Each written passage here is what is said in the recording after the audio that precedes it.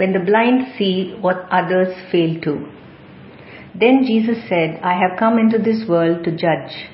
Blind people will be given sight, and those who can see will become blind. John chapter 9 and verse 39. Read John chapter 9 for the entire account.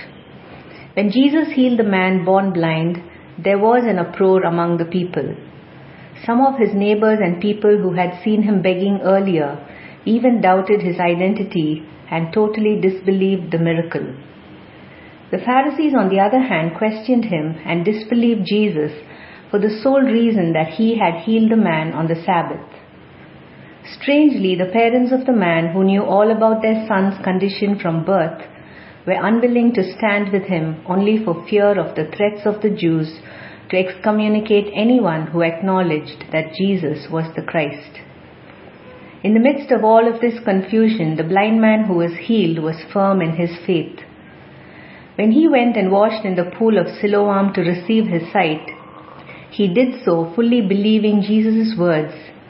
He had not yet seen Jesus, but when questioned by the religious leaders, he unreservedly acknowledged that Jesus was probably a prophet, a devout man, and one sent from God, all based on the fact that Jesus did something for him that had never been done before, restoring the sight of one born blind.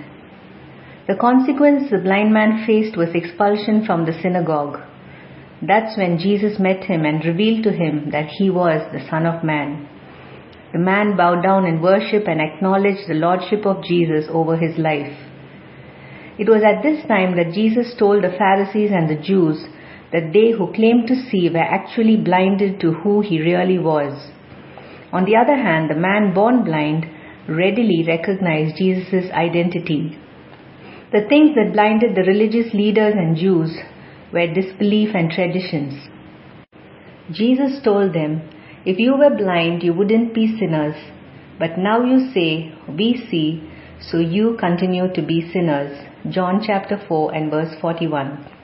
The parents, on the other hand, were blinded by fear of men and by the need for approval from men. Let us not rejoice that we can merely see with our physical eyes, but may we search our hearts to recognize all those areas of our lives where we might be blinded by sin, disbelief, traditions, and fears. Let us allow the light of God to shine in our hearts so that all the areas of blindness will be expelled. Here's an admonition from John chapter 12 and verse 36. Put your trust in the light while there is still time. Then you will become children of light. If you were blessed by this devotion, please share it with others.